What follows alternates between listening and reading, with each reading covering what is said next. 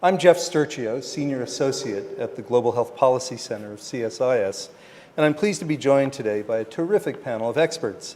Let me just introduce them briefly, starting on my right. We have Rebecca Martin, who's the Vice President and Director of the Emory Global Health Institute at Emory University. Rebecca has joined Emory just recently after a 22-year career at the Centers for Disease Control and Prevention, where most recently she was the head of the Center for Global Health at CDC. Next to Rebecca is Chris Behrer, who's the Desmond M. Tutu Professor of Public Health and Human Rights at the Johns Hopkins Bloomberg School of Public Health in Baltimore, Maryland.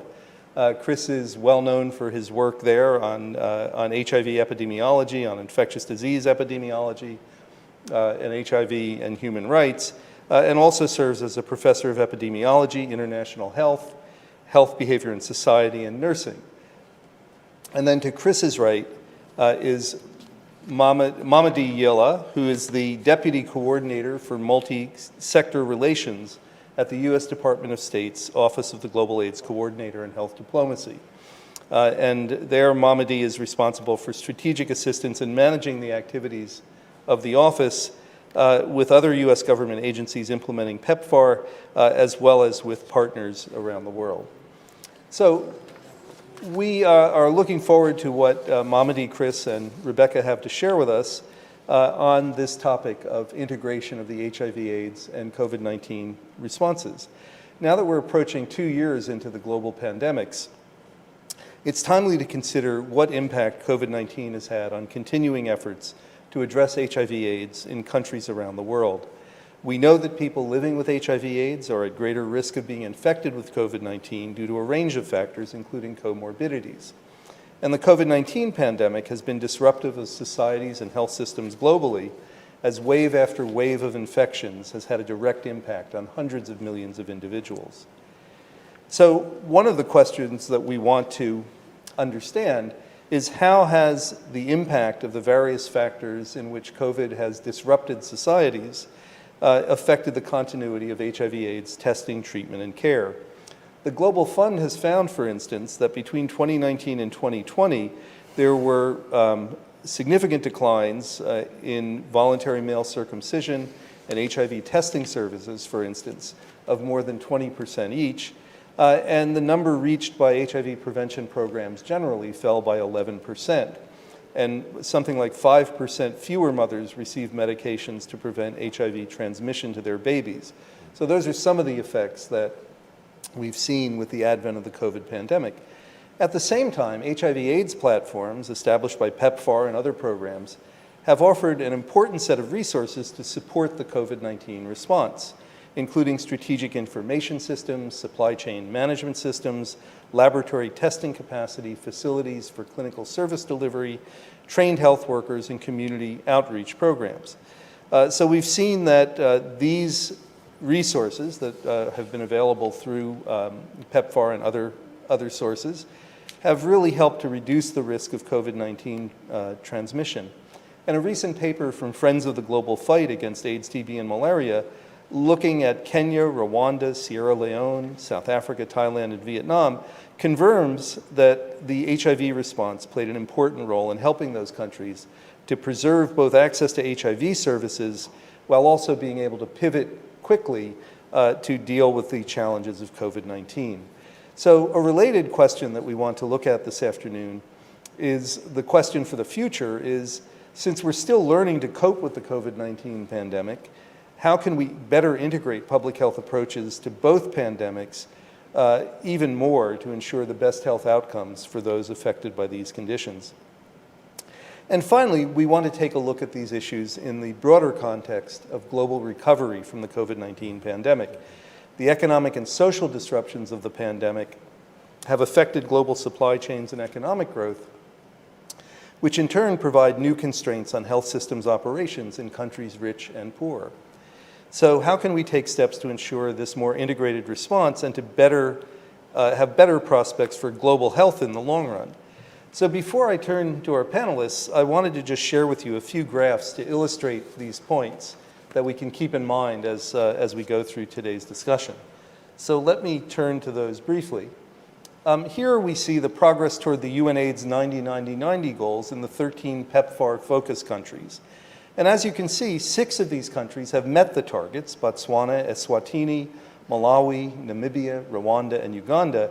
And the others have done relatively well, considering that the global average reported by UNAIDS has been 81, 67, 59, while only Cote d'Ivoire and Haiti are not in the 80s and 90s with respect to the UNAIDS targets. But the second slide now shows us how the same countries fare on the Global Health Security Index, which is a measure of preparedness to address pandemics and other health threats. Kenya, Uganda, and Zimbabwe are near or exceed the global average score of 40, but the fact that the global average itself is 40 shows that there's still work to be done in the other PEPFAR focus countries. The third slide shows the situation that's been stated starkly by the Global Preparedness Monitoring Board in its most recent report, in which they observe that COVID-19 has exposed a broken world that is inequitable, unaccountable, and divided. And a corollary of this is John Nkengasong's recent observation that a lesson the Africa CDC has learned from COVID-19 is that you must prepare your health systems before you need them. So we can see this in the PEPFAR focus countries in the percentage of people who have partial COVID-19 vaccination, which ranges from 30% in Botswana and Rwanda to 1% in Haiti. These are figures from our World in Data, and there are other sources that show that it might be a little bit higher, and these numbers are increasing over time as more vaccine doses reach these countries. But the point is that it's interesting to see that the rate of vaccine distribution seems to track with country income rankings, and all of these countries are well below the global average of 50% coverage. And on the fourth slide, we now look at full vaccination rates. So if you go back, this is partial vaccination and full vaccination. You can see that the pattern is similar, but the rates are lower, ranging from 20% in Eswatini to less than 1% in Haiti, well below the global average of 5%.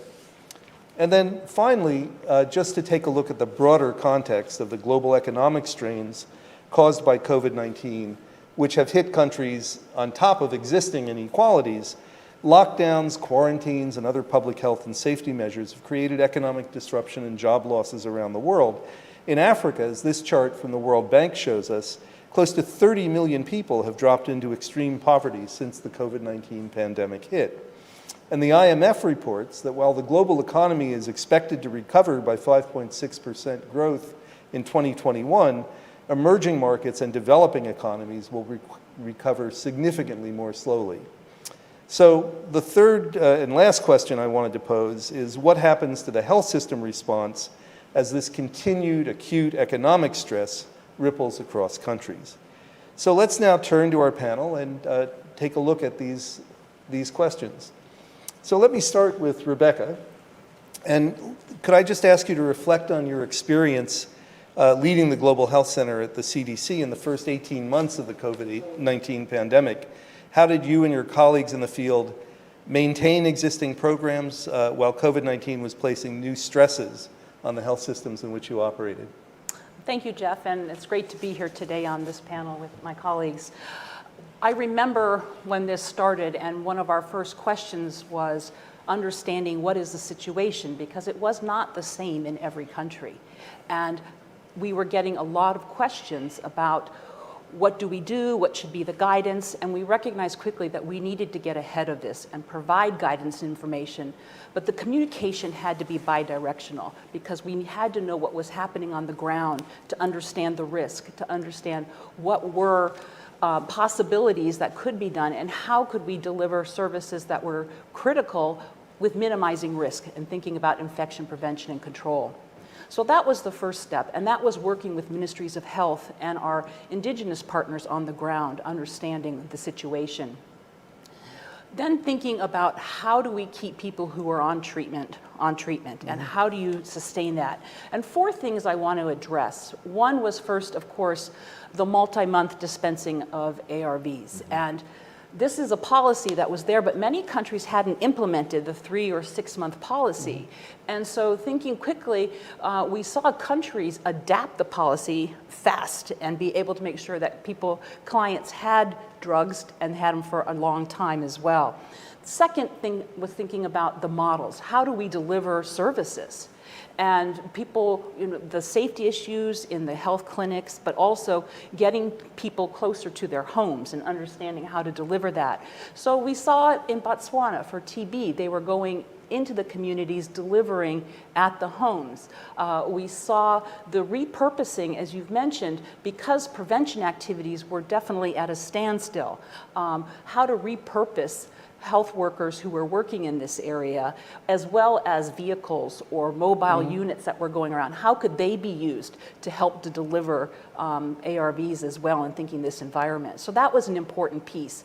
The third was the importance of reducing the number of stops. So if a client comes in and has to see the clinician, has to go to the pharmacy, has to make all these stops, how could you make it a one-stop where everything could be serviced at one point, minimizing the number of contacts as well? So that was also a piece. And we saw in Thailand, they were mailing through the post drugs to people as well. So these are some of the things. The fourth piece I would mention then is creating virtual communities of practice with healthcare providers at health clinics in the actual facilities.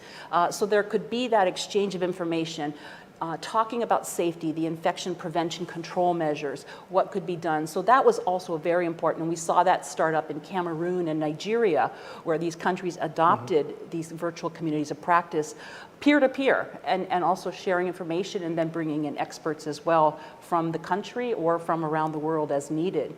So those were the main things that were done. The results of this, as you've talked about briefly, while there was not, at least for the PEPFAR countries I would speak to, while there was not the decline in keeping people on treatment or people getting on treatment, we did see the slope of increase of people on treatment. It went to a much lower slope, and it was a gradual than it had been accelerating earlier. So we definitely saw that. We saw the decline in prevention, which is starting to pick up a bit now as well.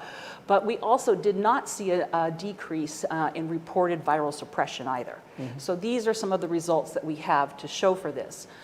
I would just want to mention as well, as you talked about briefly, the use of the PEPFAR infrastructure that had been built by countries from testing to mitigation and now thinking about vaccination, testing the laboratories that had been built through PEPFAR, how they were quickly transferred to support COVID diagnostics. The mitigation, both in the health facilities, the infection prevention control, but in the communities, the faith-based organizations, the civil societies that were engaged in communicating as well was very critical. And now with vaccines as well, the health facilities. So just in wrapping up my last remarks, I want to talk just a minute on sustainability. Because some of these things that have happened, such as implementing the policies quicker, those can be sustainable. But can we sustain the outreach efforts? Can we sustain how we pivoted and moved people, maybe who were doing voluntary medical male circumcisions, to doing different things in the community? Can that be sustained? Probably not, but it has to have some way to be able to surge and to be able to contract when needed. And how do we continue those efforts? So I'll stop there for now, but thank you. Sure. Well, let me pick up, Rebecca, on the last point you made about sustainability and having the capacity to surge and then cut back when it turns out that you no longer need to do those things. And then the other thing you mentioned was, of course, testing was critically important. It has been in HIV. And one of the challenges when there's a new pandemic emerging like COVID-19 is that you don't actually know the extent of the problem because it wasn't entirely clear just how infectious COVID-19 was at the beginning. And those are things that emerge as you do more testing and more surveillance across a broad range of countries to find out just how extensive is this. So just talk about those two questions, about surveillance and how existing facilities adapted to that, existing resources. And then on the sustainability side, how do you think about creating that sort of surge capacity? What kind of resources are required to do that? Yeah, no, those are both very good questions. And on the ability to test, having laboratory infrastructure, having laboratorians who are trained, who are in the laboratories, and that we have labs that are quality assured. for HIV, but also for other pathogens, the ability then to introduce and to be able to adapt and to bring in new, looking for new pathogens, and how quickly the sequences were shared so that some places actually made their own diagnostics or were able to create it. I think these were important factors. And so how do we make sure that that is a continual sustain? Well, there are always outbreaks, there's always epidemics, there's always the unknown. And so I think the importance of countries having that capacity, being able to constantly be able to test and be able to grow with that is important, so that when something else new comes in, they've already been through this on a regular basis. This is nothing, so to speak, new in their abilities and capabilities. So that's critical. Your point on the sustainability of the workforce, I think this is where we have to think about when you have a workforce that's working day to day, but then, as we say, when there is an emergency or an urgent public health action that needs to be taken, that we can surge. And that is the ability to think about that cross-training, the ability to think about what type of workforce is needed to be able to provide services, but then we need to make sure people have the additional capacities so when there is an emergency that they can stretch and expand that way. And that requires continual capacity building as well in those efforts. Yeah, and you remind me of a comment John Nkengasong made earlier this morning on a discussion that the Council on Foreign Relations hosted. He was asked about how to get ready for the next pandemic, and so in part this is the question you were just answering, how to be prepared to surge. And he said just very simply, you have to prepare your health system before you need it. Yes. And that's exactly consistent with what you were just saying. So. It's a muscle that needs to be exercised every day, and then you can use it and stretch when you need it, so yeah. Good. Well, let's turn to Chris to bring you into the conversation. One of the things we've been learning from the COVID-19 experience globally is that pandemics like this illuminate existing disparities in care and treatment and inequalities, both within countries and between countries, both developed and developing. So can you just talk to us about what effects did you see on HIV/AIDS care in the settings in which you and your colleagues operate? And in particular, what impact did the new pandemic have on key populations who are already finding it a challenge to get access to the care and treatment they needed? Yeah, we thank you for that question, Jeff, and also thank you for hosting us here and doing this event. I think, the first thing to say is we learned those lessons so clearly in HIV and over time in the ways that the most vulnerable, the most marginalized people, who are not always the same in different societies and contexts, so often end up being the most burdened with HIV and also having the least access to services, right? So that's how we would define a key population. We saw that replicated so quickly with COVID, it was almost blinding in the United States, right? Within a matter of months, there were racial and ethnic disparities that absolutely replicated the disparities we'd seen in HIV. The data you showed from COVID immunization and in the PEPFAR focused countries just couldn't be starker, right? We are looking at a world where many countries are in the 70–80% of eligibles immunized, actively boosting, starting to immunize children, and here we are with Haiti at 1% of adults fully immunized in a place where, as we know, tertiary medical care also is extremely limited, and healthcare workforce is limited. So if you do unfortunately contract this and get sick, you're not likely to get the same standards of care. So I think we saw a couple of very particular populations that emerged very quickly as particularly vulnerable, and that is ongoing, right? And we should never speak about either of these pandemics in the past tense. I think it's clear to say. The HIV epidemic is not over, and of course, we are still in the thick of COVID-19. But just to say that I think one of the populations we were so concerned about right away was prisoners and detainees. Precisely because, first of all, this is an indoor virus, as we know.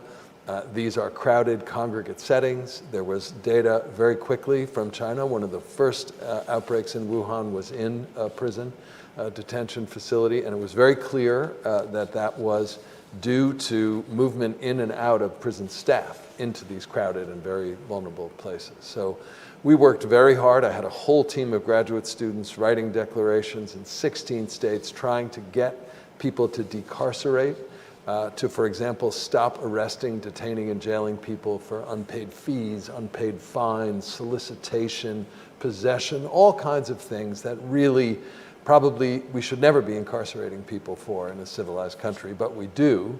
But to do that in the midst of a pandemic is really absolutely, just cruel and unusual punishment and bad public health.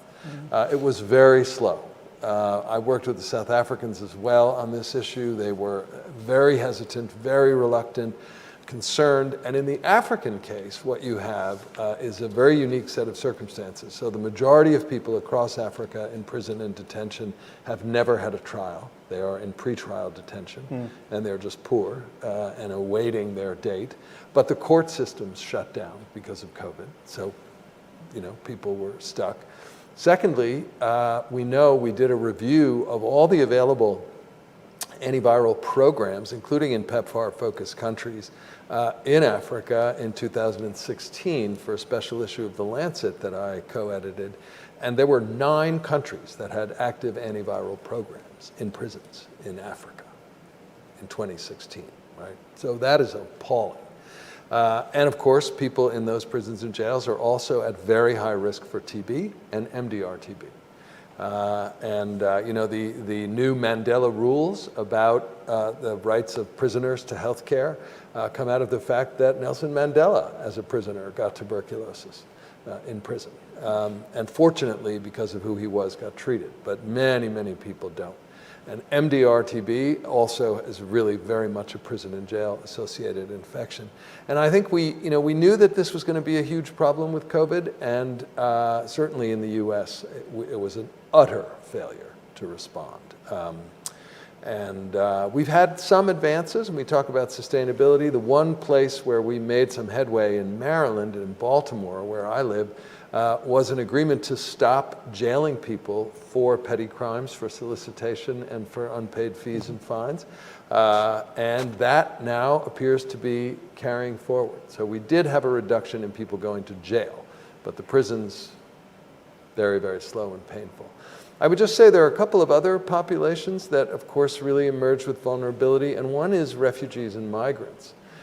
So we've been very involved, for example, with the Rohingya refugee, the largest refugee camp in the world now, 700,000 people in one camp, but altogether about 1.2 million.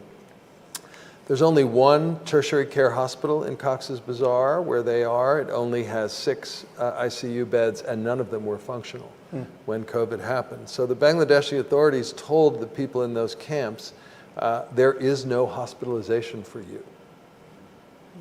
That's just not an option. So, that, and by the way, there are more displaced people, migrants, refugees, and internally displaced right now than there have ever been in human history. So this is a big problem. And we have really, I think, struggled to respond to it in many places, not least of which is the US-Mexico border, as we all know. So I think, the vulnerabilities, the inequities have emerged yet again. And they're ongoing, and we're not anywhere near out of that challenge. And I would just close by saying I think we all know that the current generation of vaccines are our best way out of this pandemic. And if we continue to have those terrible immunization rates, and we continue to have significant populations excluded from immunization access, we are going to allow this epidemic to perpetuate. And we run the global risk of new variants emerging, which we are selecting for with impartial immunization, that could undermine this current generation of vaccines. So this is not just a moral issue or a social justice issue, although it's those things as well, but it is profoundly an epidemiologic scientific issue, and we've got to fix it, and fast. And we're not on track to do that right now. Yeah, I think one might argue that science has done well in responding to the COVID-19 pandemic when you consider how quickly the genome was published and how quickly the vaccines were developed. in record time, and and now we're seeing new COVID-19 therapeutics come out that are better than the monoclonal antibodies, and so we're starting to see a range of intervention tools, from better diagnostics all the way through to better therapeutics and and vaccines that are doing a remarkable job when they're available to people. But what we haven't seen is the link between the kind of excellent response we've had in science and technology through making these vaccines to the policy and political aspects of dealing with the pandemic in countries around the world. That we've got to make that link better. I think we can come back to that question, and I'd like to hear what each of you has to say about it. But first, let's bring Mamadi into the conversation as well. And PEPFAR has enormous global reach with investments in more than 50 countries. I just focused on the 13 focus countries in the slides that I showed. But you're supporting programs at something like 70,000 facilities and community health clinics, and literally reaching tens of millions of people. So maybe you could just tell us in brief, how did PEPFAR respond to the onslaught of the COVID-19 pandemic? We've heard some of that already from Rebecca and Chris, but what are the ways in which the PEPFAR platform enabled local health systems to fight back against COVID-19 more effectively? Well, first of all, thank you for having us, and it's a privilege to represent the program. And with regards to your question, before I start to answer that, I want to first acknowledge our staff around the world, because whatever we say here in Washington is actually work they've done. So I just want to acknowledge that. And there are many of them that we lost prematurely due to COVID, and want to acknowledge those lives as well. I think what I'd like to start off by telling you is that what I think the PEPFAR response is based on, which is really the secret to the success of the program. So we just released our guidance for COP22. And things happen in PEPFAR because we're very disciplined about how we send guidance to the field, how we focus on what our impact is supposed to be, and making sure those resources are driven to those to what it is we're supposed to be doing. And then we monitor, and then when things are not going right, we adjust and we improve. And the reason why I wanted to start with that is that the response to the pandemic has happened, and happened as well as it has occurred, because of that disciplined approach of the program. So sometimes people say, oh, your processes are too cumbersome, and all the COP planning and all of that. Well, that's what we leverage. So first of all, we are working out of US missions across the globe. And every PEPFAR team is under Chief of Mission Authority. So that means we have a way of communicating to our field staff in a very comprehensive way, coordinated way.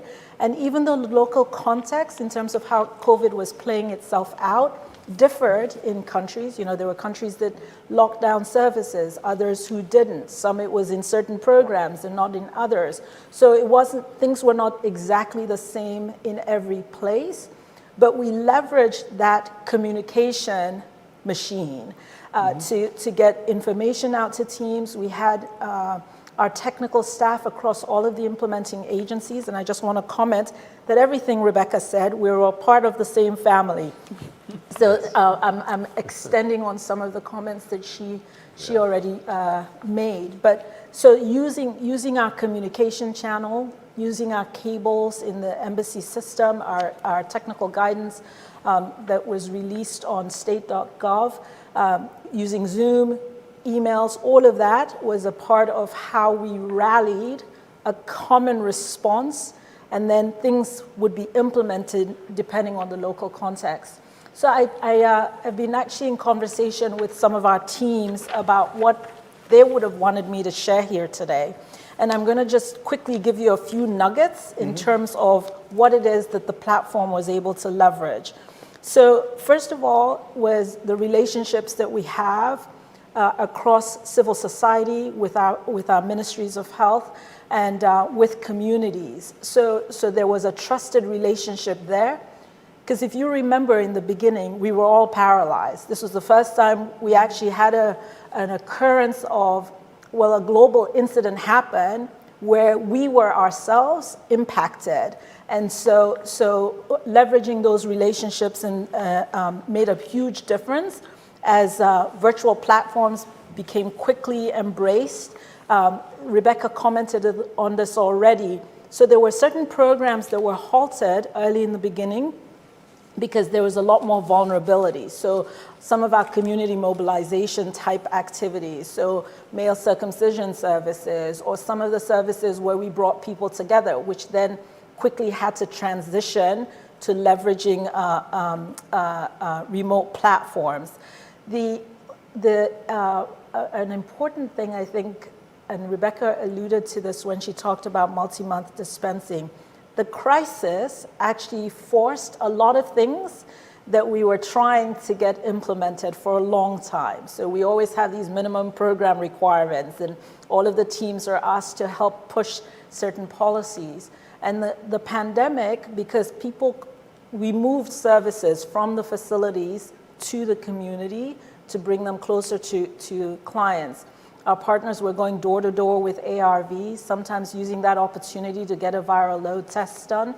And everything we could do to keep people safe, but keep services going. In fact, that's why we lost people in the beginning, because certain people were going out wanting to make sure that clients were receiving their medications and were being seen.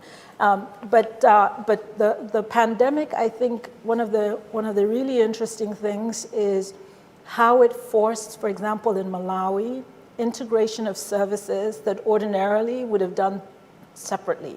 So whether it was TPT and cervical cancer screening in the ART clinic, bringing those things together so that you were actually, and Rebecca alluded to this whole one-stop shopping, just things we would not have ordinarily done were all being leveraged. There have been a lot of folks concerned that as we describe what has happened, that we don't give a false sense that everything is okay.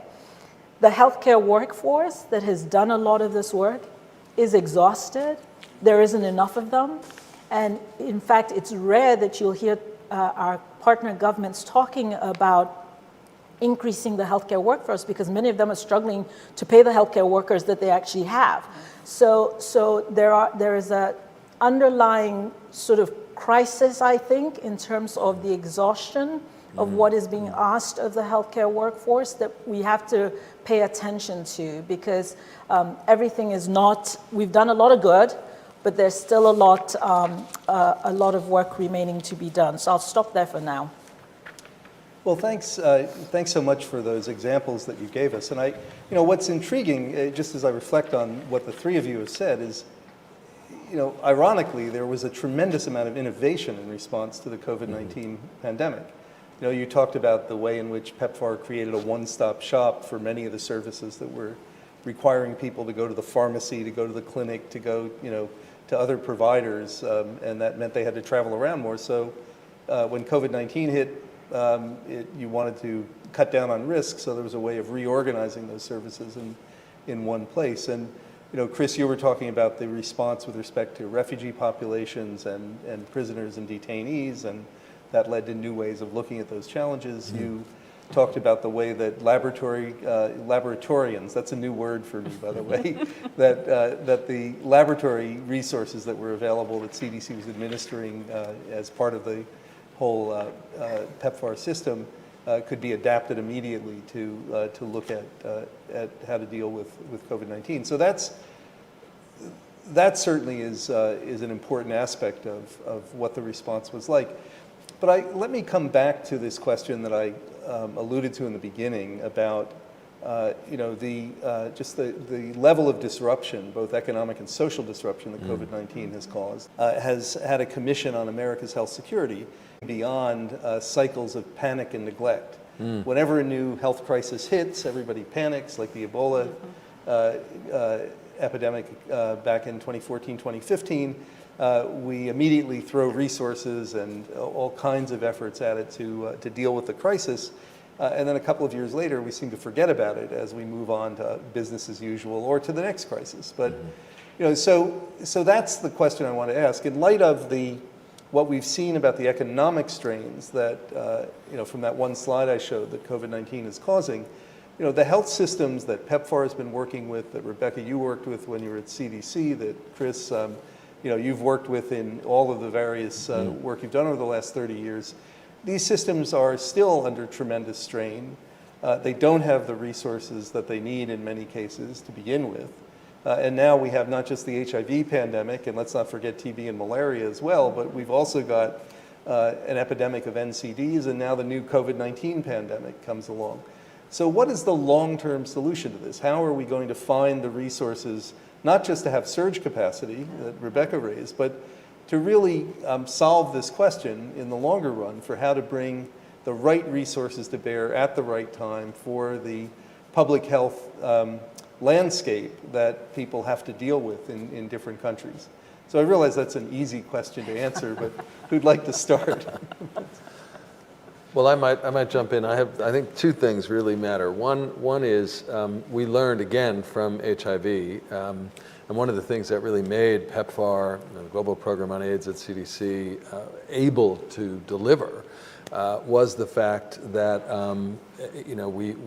we allowed basically from the Gleneagles agreement low and middle income countries to get into the manufacture of generic antivirals and to really get that out of a mode of it's all happening in industrialized countries and this is really a charity model to let's really build manufacturing capacity. And so Thailand, Brazil, South Africa, India all really got into that business. India, of course, is also the world's largest vaccine manufacturer.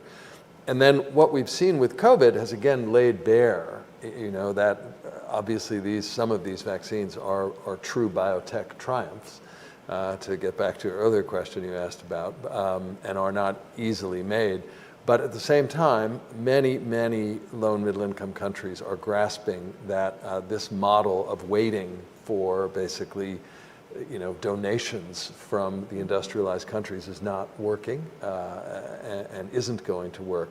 And so you see that there's a lot of interest in advancing biotech in those countries. Rwanda is trying to make mRNA. South Africa is doing that. China is doing it. The second thing, I think, which is really important is that it's absolutely true that the bilateral relationships are critical. But it's also true that if you look critically at, for example, the commitments that African governments made in the Abuja agreements, that virtually none of them have reached those levels of funding. And the World Bank has made it abundantly clear in assessment after assessment that the lowest income countries need to put the most of their GDP into health and education. That is part of how you get out of poverty. And that has not happened. And I think that part of what we've seen with COVID is a recognition that this sector is so critical for everything else in society to function and to work.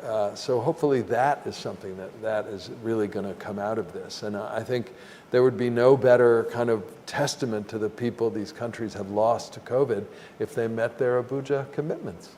That would be a remarkable thing as an outcome.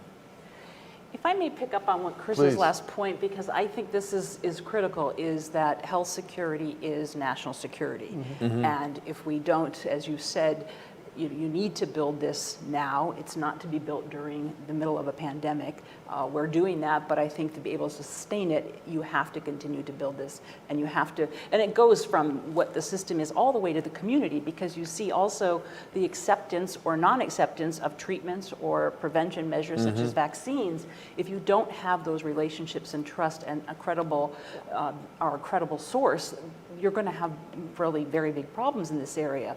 And one thing I would just add, building off of that, to say is the sustainability and the resources are needed both for the infrastructure, but then also the people. The technical sustainability is critical too. I mean, to be able to sustain this and you need to keep the technical know-how and expertise. One thing I truly believe in are the National Public Health Institutes, which are building these homes to bring together the laboratory, the surveillance efforts, that public health workforce together, and having a home where we have a laboratory for HIV, we have a laboratory for vaccine preventable diseases, TB, but how do you bring these together to have an infrastructure that is sustained when presidents or prime ministers change, when there's changes in government, that this is a structure that can stay, do the necessary research that's needed as well. And this is something that at Emory University we're collaborating with many countries on strengthening their national public health institutes, because this is one thing that can be and should be sustained and invested in by country and governments. Well, that's an important point. I mean, you know, we talked earlier about the scientific excellence that led to rapid development of COVID-19 vaccines, and it's not a coincidence that the U.S. led in that after NIH has invested literally hundreds of billions of dollars in scientific and medical research over the last few decades. And we see that, you know, the investment in the African CDC has paid off for Africa as well, through the guidance that they've been able to give and the coordinated response that they've been able to put together for the COVID-19 response. So I think that those kinds of investments, both human capital and the regular kind of capital, namely money, are critical. Mamadi, would you like to add anything? So I think maybe on the other side of things, which is the people's response to the services that are offered to them. I think every time there has been a surge, a COVID surge, we have seen more interest in vaccine uptake in countries who have doses to offer their people. I think that for all of the stuff that we have, all of the expectation we have and should have of governments in terms of the infrastructure. I think one of the things that we've learned in HIV is by listening to the people and engaging with civil society in what the communities want, you actually are able to offer them the way they want to receive their services, right? And what I'm hoping happens is that folks are not thinking about how we prepare for the future, because there's nothing better than experiencing the present to actually say, this is what we need. So that the comment Rebecca made about the health system muscle that we need to put to work, this is our moment while we're trying to get through this pandemic, to actually get some traction on how people want to have their services and to address them where they want to be addressed, as opposed to thinking you can build something and they'll go over there, when you have an opportunity to actually reflect on what it is they're seeking right now. Yeah, no, and that's obviously a critically important point, so I'm glad you raised that. And that's also, as you said, that's part of the COP22 process, or has been part of the COP process at PEPFAR, is getting that broad stakeholder engagement and listening to all the different stakeholders in a country who have to be part of the response. And actually, I should just point out for our listeners that we're talking about the country operating plans, not the conference of the parties, COP26, which is taking place in Glasgow as we speak. So we have time now for some questions from our audience, and I see Chris Collins from Friends of the Global Fight has a question. So Chris, go ahead. Good afternoon. What a wonderful panel. Thanks all of you for all you're doing. Chris Collins with Friends of the Global Fight Against AIDS, TB, and Malaria. First off, to our U.S. government representative who's here, Mamadi, I just want to say how terrific it is, and thank you for the Biden administration announcing that they'll be hosting the 7th replenishment of the Global Fund. That's a game changer in global health, and we're incredibly appreciative, so thank you. Jeff, thanks for mentioning the issue brief that Friends worked on. Chris Byrer was one of the co-authors on that, and we did do interviews in 6 countries, really found that the role of HIV in responding to COVID, importantly, was about, there's a lot of resources in HIV, that's important, and it's more than that too. It is the community systems that have been built up through the HIV response. It is the focus on access for all and reaching key population marginalized groups. And it's adaptability, things that you've been talking about. The ability, so there's a character issue too with the HIV response that's adaptable, and it's thinking about reaching everybody. So my question is, Rebecca, this is a question for everyone actually, but Rebecca, you talked about flexing the muscle. That's how that muscle's ready to do more of a workout when it's needed. You've talked about how HIV played a role in the COVID response and is doing that. Policymakers right now are looking at the future of pandemic preparedness and response. We're not out of COVID-19 by a long shot, but it's also time to be thinking about the future even as we're doing this response. So this conversation about how HIV has played a role, that platform, the role that it's played and been able to respond to COVID, what's the implication for policymakers thinking about the future of pandemic preparedness and response? And if the HIV platform is to be part of expanded pandemic preparedness response, how do we make sure we keep the energy and the progress on HIV even as we're thinking more broadly? Mm-hmm. Mm-hmm. Thanks, Chris. Why don't we take the second question too, and then you can respond to both of them. Go ahead. Hi, good afternoon. My name is Greg Millett. I'm with AMFAR, Foundation for AIDS Research. I also want to thank everyone for really the contribution that you've done in HIV and having such a resilient response during COVID. It's really impressive to hear that viral suppression rates did not suffer during the worst of the COVID response. And I think that's a testament to all the work that you and your colleagues do every day. I have two quick questions, and they're related to one another.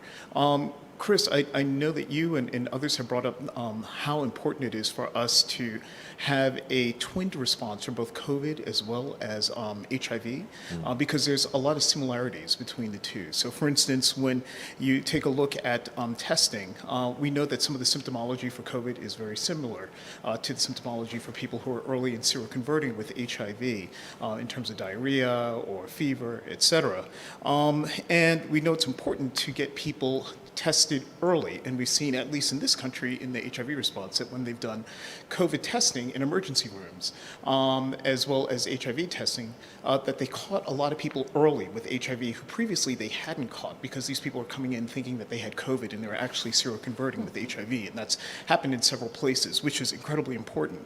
Now, given the fact, though, that we have these antivirals that are available for COVID-19, one of the things that's also important as well is that these people actually get tested, or rather get their treatment for the antivirals 3 to 5 days within the onset of symptoms. How does that work in the global response? And is that something that we think is actually feasible, or are we hoping that at some point down the line that there's going to be an improvement in these antivirals where that window perhaps is extended a little bit longer so that it could be a little bit more effective? The second question is around the similarities that we see between viral suppression as well as vaccines. For viral suppression in HIV, of course, it's not a one-time thing. We need continuous viral suppression. And it seems like we're going to see the same thing with vaccines. We can't necessarily just vaccinate ourselves outside of COVID. We're already seeing an increase in COVID-19 in countries in Europe that are highly vaccinated. Even in Vermont here in the United States and California, also highly vaccinated populations. We're seeing rates increasing in terms of COVID-19. So there needs to be this continuous vaccination as well as continuous viral suppression for people living with HIV. How are we thinking about continuous vaccinations for particularly the global south? We already know that there's very little vaccine that's available now, but it's more than that. We're going to have continuous vaccinations for COVID-19, and we're going to need vaccinations as well, particularly for young and vulnerable children. And are we thinking about what that might look like, as we're seeing from well-resourced countries that a one-time vaccine is not enough? Thanks, Greg. Good. Well, who'd like to start responding? Those are two sets of very interesting and complicated questions. Yeah. Let's go to Johns Hopkins. Well, thank you, Mamadi. Well, I want to pick up on part of Greg's question, which is this issue of the antivirals. So I think the first thing to say, and here I'm going to channel Francis Collins, is that you have to keep investing in science, right? And the way that we have gotten so quickly to antivirals for COVID really is the pathway that was charted by HIV, right? It's rational drug design. When I finished my training at Hopkins, there were basically 2 licensed antivirals, acyclovir for herpes and Tamiflu for influenza, and neither of them were very good. right? And they're still old drugs that are around. And the revolution in antiviral therapy was driven entirely by HIV. And that led to the antivirals for hepatitis C. And many of the same people did that work, right? And that has continued with the COVID antiviral. So we grabbed one off the shelf. It was a bit like AZT to start. But now we have much more viral-specific, rationally designed, direct-acting antivirals. And the fact that they can really have a big impact on clinical course and keep you out of the hospital is very important everywhere, but it's incredibly important where there aren't hospitals, right? So you have to think about the implications of that are really greater where there's less tertiary care. And that, of course, is so much of the developing world. You're absolutely right about the testing issues, at least for now, that they can mitigate disease course if you initiate early. Once you have a full-blown infection, a lot of what happens after that, and whether you get really sick, is immune activation. And so, that basically, they're going to have less impact at that point. So they have to be tied to a testing scheme. And actually, Jeff and I were speaking earlier today about the fact that one of the things that's happened with the vaccine era is that there's been a real decline in the use of testing in many settings. We have to get right back to that because it's really going to matter with the antivirals and with effective use. I think the other thing that is becoming clear is that they're probably a better pathway than the broadly neutralizing antibodies and the infusions, which are complex and also require, but also really require a sophisticated medical system to deliver. These can be delivered at home, and they're heat stable, and so they really, hopefully, are going to have a big impact. Here again, the global access issues are really going to be important. And we're going to have the same fight that we've been all engaged in with the COVID vaccines. I want to just make one last point that relates back to what Chris was saying, Chris's question, which is that, I think one of the things that has been so spectacular with the science is understanding that the investments that we have made in R&D and in biotechnology over these last 20 years have paid off in a spectacular way. But in contrast, we've underfunded our public health system in the U.S. for 20 years. It's been starved for resources. You're not with the CDC anymore, so you can nod and agree with that.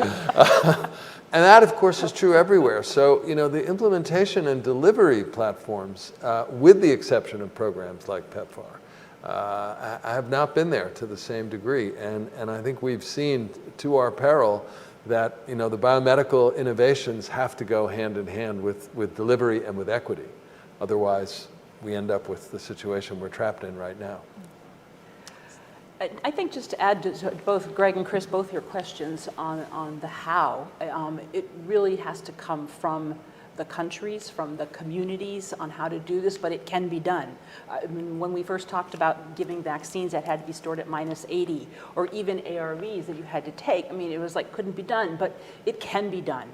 And there are ways to do this. And with different opportunities to think about how to use technology in new ways. There are so many creative ways to think about this, but it really has to come from the communities and from the people affected about how this is best going to work for them. And I think that is critical. And we can have ideas and then technologies and tools, but how you implement really comes from where people live and how they can do that best in their lives. I just want to, on Chris's other point about, we really do, in thinking about building for preparedness, we need to build on existing systems that have been there. There's many global health initiatives today. We're talking about PEPFAR, but there's global polio eradication. There's many things that have built and systems and health security. We have to use these systems, but your point is well taken, is you just can't load everything on these.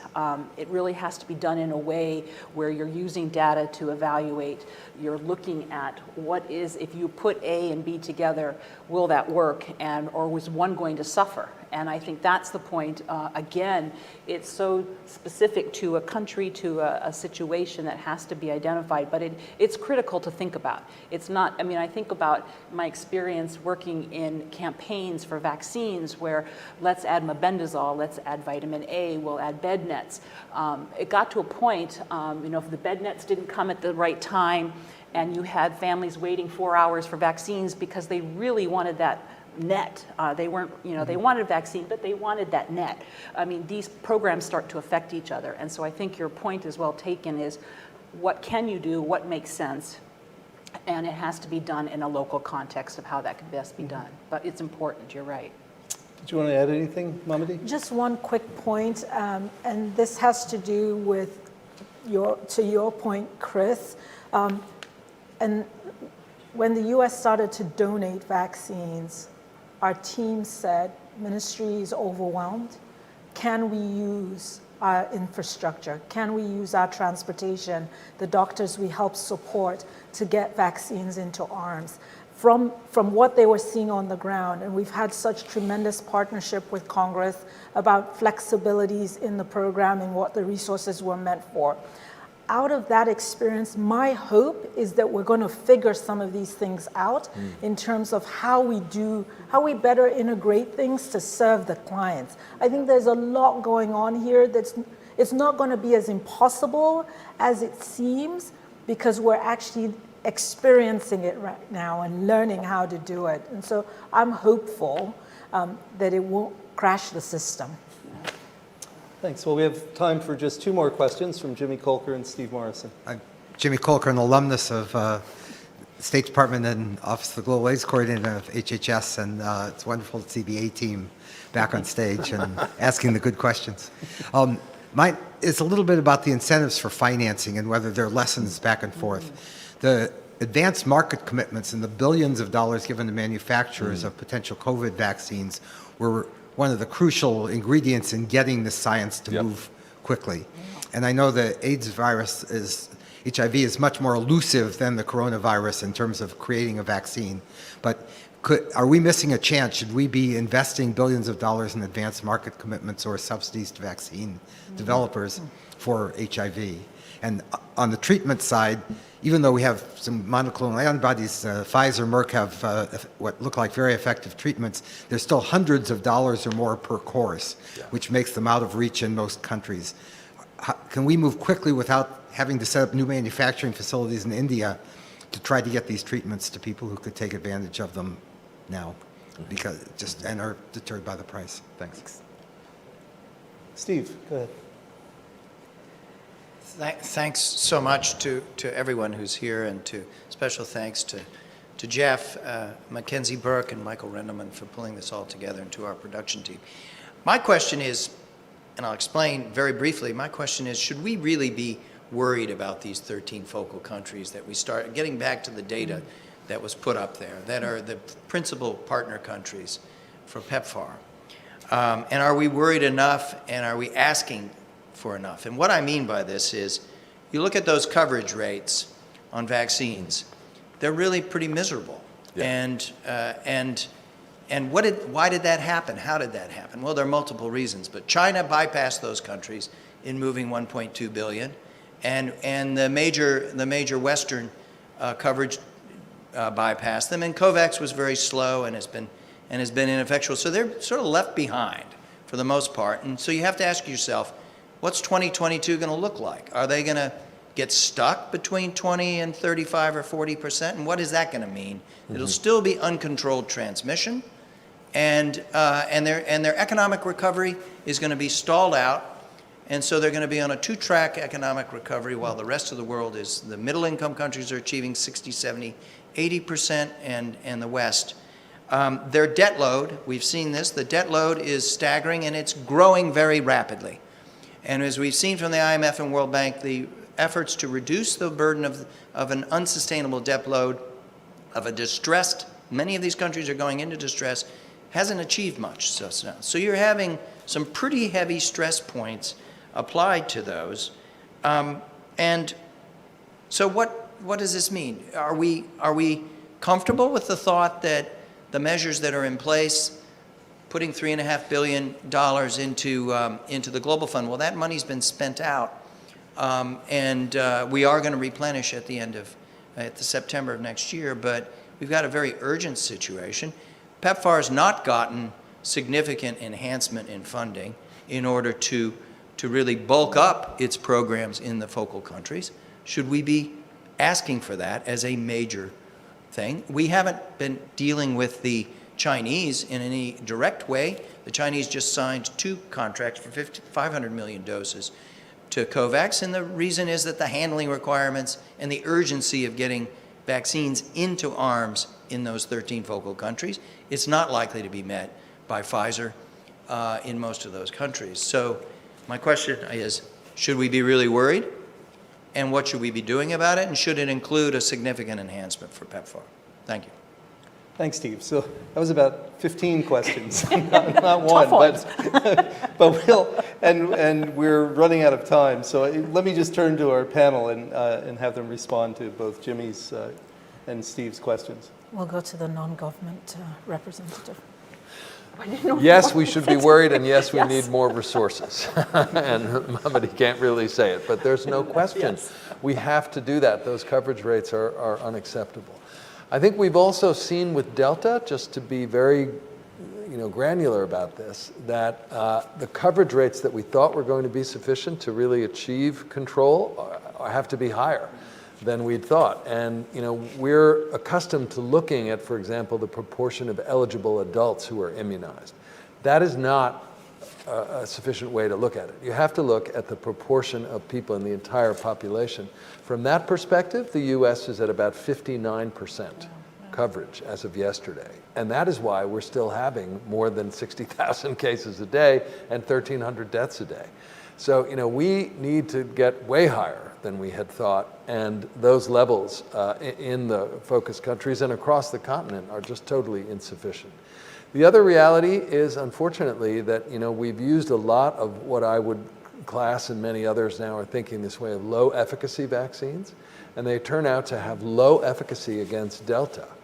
So we've been crude in saying, we have 60% immunization coverage in country X and 30% in country Y. The real question is, what proportion of the total population has been immunized with effective vaccines against Delta? And when you ask that question, it actually looks worse than it does right now. So that I think is the reality that we're in. I would just say, because I know we're tight on time, to Ambassador Kolker's question, the fact is, I think the HIV vaccine effort has been well resourced.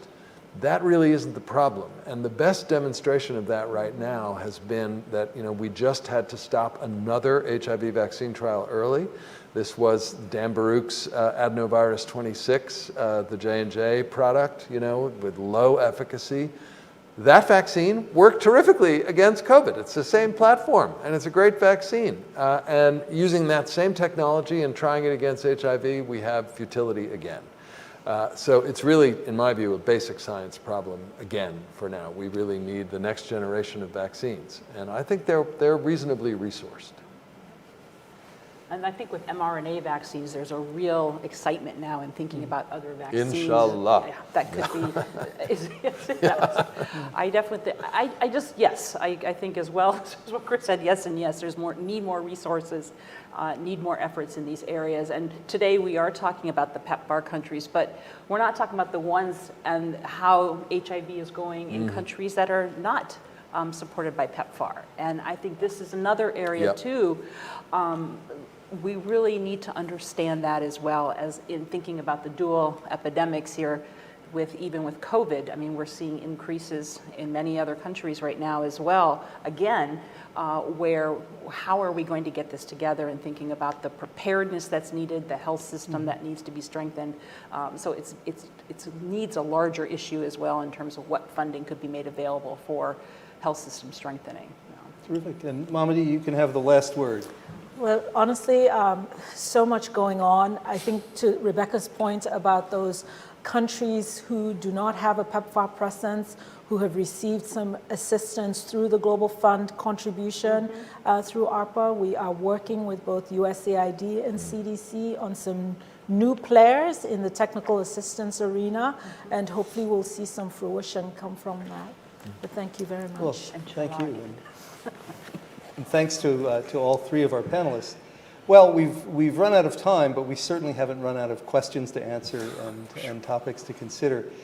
This has really been a wide-ranging and fascinating conversation. I want to thank Mamadi and Chris and Rebecca for guiding us through it and for really offering us their insights across so many of these areas. I want to thank those who were here in person and who had questions to ask, and thank you for that. I want to thank all of our audience on the live stream for your time, and to the team here at CSIS who brought this event to us. So we'll come back to these questions over the coming months, and I think that I'll just say one last thing, that I'm encouraged by the innovation we've seen over the last 2 years in response to the COVID pandemic and continuing to address the HIV pandemic. I think we'll continue to see that kind of innovation. And I'm also daunted by the amount of work that we still have to do collectively. So thanks again to everyone. It's really been a pleasure. Thank you. Thank you, Jeff. Thank you, Jeff.